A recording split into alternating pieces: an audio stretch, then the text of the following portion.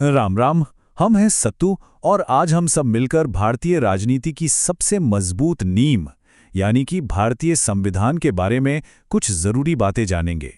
तो देखिए, अगर आप बीपीएससी या फिर किसी भी स्टेट पीसीएस परीक्षा की तैयारी कर रहे हैं ना, तो राजनीति शास्त्र का ये जो विषय है ये आपके लिए एकदम फाउंडेशन है, एकदम नींव का पत्थर। चलिए इसको आराम से बढ़िया से समझा जाए। सबसे पहले तो ये समझना है कि ये संविधान आखिर है क्या चीज। देखिए, इसको कोई भारी भरकम डरावनी किताब मत समझिएगा। ये बस हमारे देश का रूल बुक है। सिंपल, जैसे स्कूल में रूल होता है ना कि सुबह असेंबली में जाना है, क्लास टाइम से अटेंड करनी है, वैसे ही इतना बड़ा देश चलाने के लिए भी तो कुछ नियम कानून चाहिए, है कि नहीं। और बस इसी नियम कानून के कलेक्शन को हम कहते हैं भारतीय संविधान। अब इसका काम क्या है? मोटा मोटी 3 काम है इसके। पहला, ये तय करता है कि सरकार कैसे काम करेगी। दूसरा, कौन कितनी शक्ति का इस्तेमाल करेगा। और तीसरा, सबसे जरूरी, कि हम लोगों को मतलब देश के नागरिकों को क्या क्या अधिकार मिलेंगे। बस इसी 3 चीज पर पूरा सिस्टम चलता है। अब एक तारीख है, इसको एकदम दिमाग में फिट कर लीजिए। परीक्षा में ये सवाल बार बार पूछता है। वो तारीख है 26 जनवरी 1950। इसी दिन हमारा संविधान पूरी तरह से लागू हुआ था।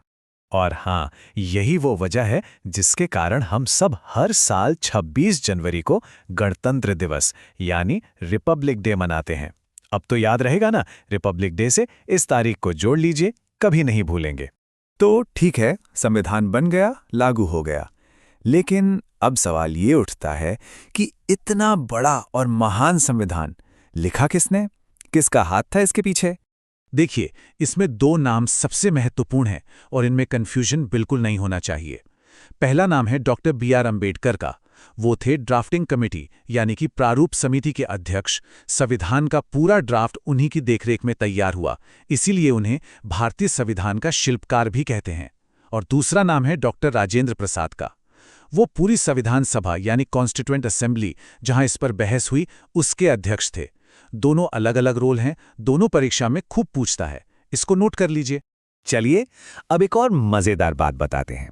हमारा संविधान जब बन रहा था ना, तो इसको बनाने वालों ने दुनिया भर के कई देशों के संविधान को पढ़ा और जहां से भी जो अच्छा आइडिया मिला उसको अपने देश के अनुसार बदलकर अपने संविधान में शामिल कर लिया।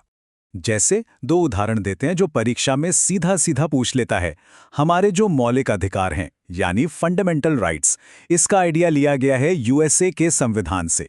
और दूसरा है DPSP यानी राज्य के नीति निदेशक तत्व, इसका आइडिया लिया गया आयरलैंड से। ये मैच द फॉलोइंग में या सीधे MCQ में आ जाता है।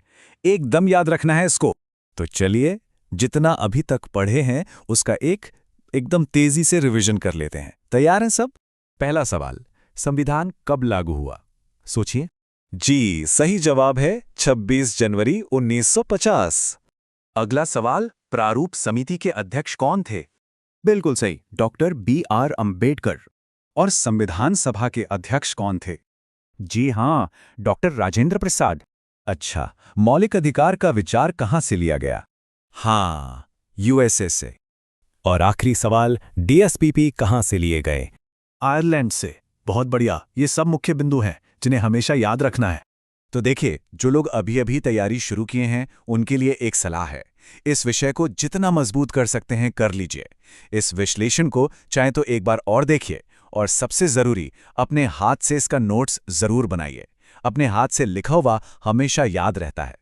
तो आज हम लोगों ने संविधान की नींव को समझा, लेकिन ये तो बस शुरुआत है। ट्रेलर समझिए। अगली क्लास में हम सब भारतीय संविधान की जो विशेषताएं हैं उस पर विस्तार से बात करेंगे। तब तक के लिए सोचते रहिए। मिलते हैं अगले विश्लेषण में। धन्यवाद।